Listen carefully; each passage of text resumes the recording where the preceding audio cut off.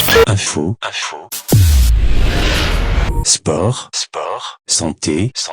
éducation sur la 107.0 alkuma FM. midi et demi jot na fii ci studio alkuma FM asalaamaaleykum mbokk yi safoo déglu seen rajo alkuma dal leen nag jàmm ci xibaaru digg bëccëg bi ñu wax leen li fi gën a fës.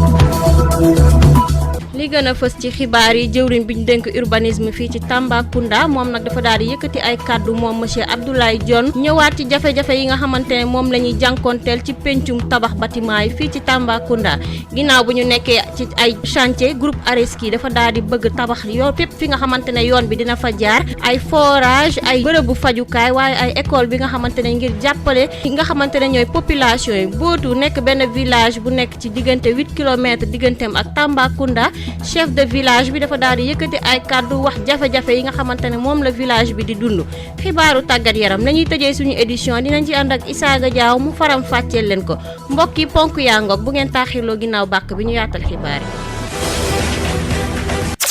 ginnaaw bu ñu leen nuyoo yéen mi safoo déglu seen rajo alkuma bisimila leen ci xibaaru digg bëccëg bi niñ leen ko waxee dañuy doore xibaar yi ak chef de service bu bureau permis de construction nekk entrepreneur monsieur Abdoulaye Dione dafa daal di ñëwaat ci jafe-jafe yi nga xamante ne moom la ñuy jànkoonteel ci pencum tabax li nga xamante ne mooy bâtiment bi fii ci Tambacounda ñu déggu Abdoulaye Dione ci micro Awa Bakeyta. li ñu remarqué ci tabaxu Tamba bon gis nañ ne de plus en plus waa Tamba ñu commencé nañ ci tabax ñu bëri commencé nañ ci tabax waaye am na lu bëri lu des ci côté qualité tabax bi may ñëw ci côté qualité tabax bi donc tabax dafa am ay normes yu mu laaj ay études préalables mooy nga defar un plan architecture xam nga plan bi après ngeen defar plan d'exécution yi ñuy wax plan d'exécution yi mooy plan béton armé bi moom mooy wone semelle yi muy tollu ferraillage bi ci dem poteau yi ni muy tollu ferraillage bi ci dem affaire yooyu plan plomberie bi itam daf koy laaj électricité bi fii lii war a jaar fii lii moo fi nekk affaire yooyu donc yooyu mooy étude préalable yi nga xam ne da koy laaj te loolu le plus souvent dañuy gis ne gars yi duñ ko wut donc da ngay ñëw rek dessinateur bi mbala technicien bi mbala architecte bi dessiner le plan bi rek nga ñëw commencer jox ko maçon bi commencer tabax donc loolu mooy indi souvent problème yu bëri yuy am ci côté tabax bi. La radio 107.0 alkuma FM. ñu des ci xibaar yi groupe Areski nekk ci groupe bi nga xamante ne day yëngu ci wàllum defar yoon ginnaaw bi ñu fi amee ay activités ngir sensibiliser population bi ci jàngoro yu sëy waaye danañ amal ay réalisation ci besoin yi nga xamante ne moom moo soxal population yi fépp fi nga xamante ne yoon bi dinañ fi jaar groupe Areski bëgg naa amal li nga xamante ne mooy tabax ay forage ay bërëbu fajukaay waaye ay école nekk ci ak partenariat ak ONG yi nga xamante ne ñoo nekk fii ci localité yi ñu déglu madame Sow jëwriñ bi ñu dénk sécurité bi foofu ci niveau entreprise Areski ci micro Sokhna Danjo. atelier bi dem mooy atelier boo xam ni bokk na ci suñu bébét ñun en tant que Areski groupe entreprise boo xam ni route lay réaliser donc ñu ne il faut que en même temps ñuy def route bi c'est-à-dire ñuy réaliser ñuy tabax tali bi tali affaire bu dëgër la il faut ñu bàyyi xel ci yu ñuy romb parce que doo ñëw rek di sëgg rek di def tali c'est vrai que am nga droit tali tamit nit ñi soxla nañ mais il faut ñu boole ci yenn activité yoo xam ni mooy activité lu ñu faral di wax sensibilisation wala activité connexe mooy nga tabaxal nit ñi ay dispensaire defar ay forage defar ay mur de clôture pour les écoles sensibiliser nag ci yenn feebar yu xew léegi yu nekk ci jamono yoo xam ni zone bi gox bi soxla nañ ko daanaka Sénégal yëpp soxla nañ ko donc mooy sensibilisation sur les MST le VIH sida moom moo waral tey suñu ndaje ñu def journée de lancement parce que processus bu yàgg la bu ñu yàgg a togg choisir ONG yoo xam ni ñoo ngi fii ci gox gi xam nañu gox gi mën nañu liggéey bi ci lañu toog tàmmali tey 6 mois incha allah rabbi daañu def sensibilisation yooyu pour que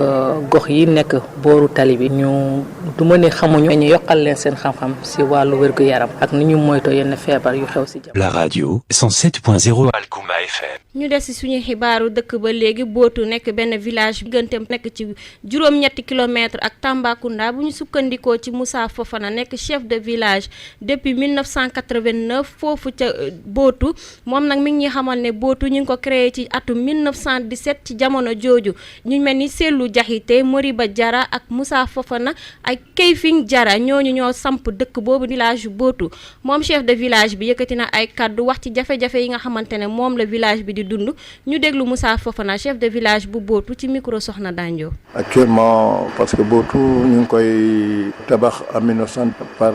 mon homonyme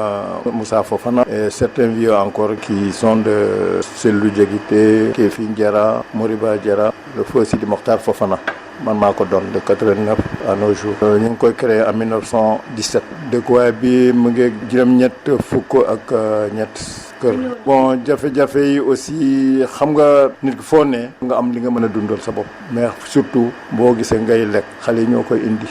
culture lay nekk mbéy mi aussi actuellement taxul demee noonu franchement tawatul jigéen yi aussi autant li daan am bu baax li doon béy aussi nawet jigéen yi daan nañ am bu baax mais léegi tawatul lan ngay jëfandikoo actuellement xale yi aussi pour dem tugal aussi vraiment bëgguñu ko parce que lii am ci bitim réew mi ñu ngi koy dégg tout le temps xale yi nag vraiment bu ñu mën a dimbale même moom fiontaan sax doon nañ wax affaire centre formation institution bu ñu ko doon am à 0 mètre Tamba ici léegi ça va nous réconforter beaucoup xale yi li ñu mën a wax rek neexut a dégg daal mais ay jakarta lañu yëg dundal suñu bopp léegi parce que fiontaan li ñu daan am jëkk les charrettes. La radio 107.0 Alkuma FM. dañuy des ci village bu bootu ba léegi lu toll ci 400 jeunes jamono bi amuñu ci dara lu ñu yëngu mu nekk li nga xamante ne moom njiitum village bi neexu ko benn yoon li ni mel mi ngi woote ndimbal ci nguur bi waaye képp ki nga xamante ne mën na cee dugal loxoom ngir xeex boobu le phénomène jàppale ndaw yi ñu mën a am ci lu ñu yëngu ñu déglu ko ba léegi ci micro Sokhna Dandio. avec la forêt actuellement ça pose problème xam nga boo demee bay indi matt léegi nga bëgg koo jaay pour dundal say jaboot am ngay problème aussi ak ñoo xam ne moom peut-être xam nga rek neexut a dëkk waaye c'est pourquoi amuñu métier pour ba aller aussi jàng métier aussi loolu day jafe boo ko mën a amee parce que boo amee métier aussi mën a liggéey aussi pour dundal say njaboot trop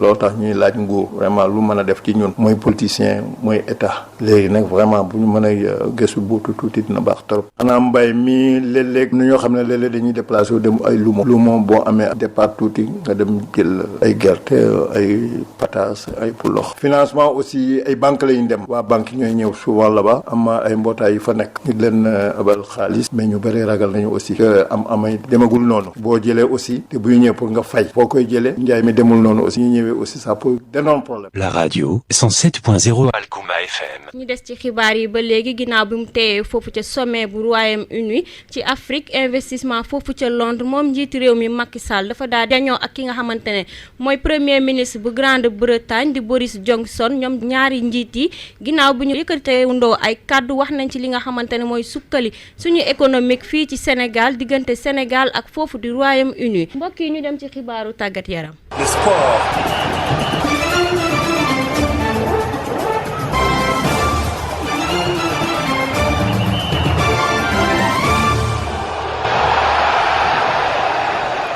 xibaaru tàggat yaram dañ ciy ànd ak Issaga diao Issaga nuyu naa la. maa ngi lay fay soxna ça va alhamdulilah. loolu ñu indil comme xibaaru tàggat yaram. waaw dañuy wax ci lamb rek kii di Papa Sow nag léegi jàpp nañ ni mun na demal boppam ginnaaw bu mu créé benn écurie bu bees fale ci Parcelles Assainies bu ñu sukkandikoo ci journal sunu lamb moom Papa Sow léegi nekkatul mbër bu Fass.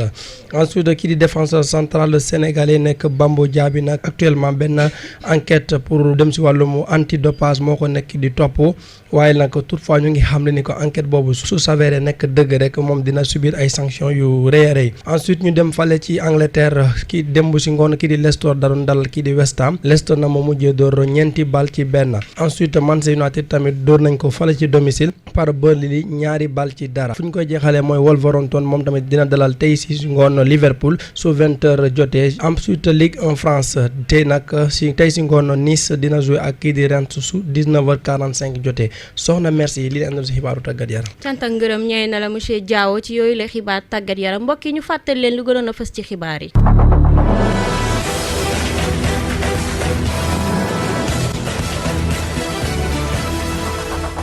gënoon a fës ci xibaar monsieur Abdoulaye Dione wax ci jafe-jafe yi nga xamante ne moom la ñuy jànkoonteel ci pencum tabax bâtiment yi fii ci Tambacounda ginnaaw bu ñu nekkee chantier groupe Areski fas yéene naa amal li nga xamante ne mooy ay tabax defar fépp fi nga xamante ne yoon bi dina fa jaar tabax fa ay forage ay bërëbu fajukaay waaye ay école ngir jàppale li nga xamante ne ñooy population yi demoon nañu foofu ca Bootu village bi nga xamante ne toll na ci juróom-ñetti kilomètres digganteem ak Tambacounda moom chef de village bi yëkkati na ay kaddu wax ci jafe-jafe yi nga xamante ne moom la village bi di dund xibaaru tàggat yaram moom lañ tëjee suñu journal àndoon nañ ci ak Issaga Diaw mu faram fàcceel leen ko mbokk yi li lañ leen indiloon comme xibaar ñu ngi leen di jaajëfal ci déglu bi ki leen doon baaxee xibaar yi di Sokhna Dandio ak Issaga Diaw wàllum xarale bi ngeen ànd ci ak Majula madame Thiam lii lañ leen indiloon comme xibaar ñu ngi leen di jaajëfal ci déglu bi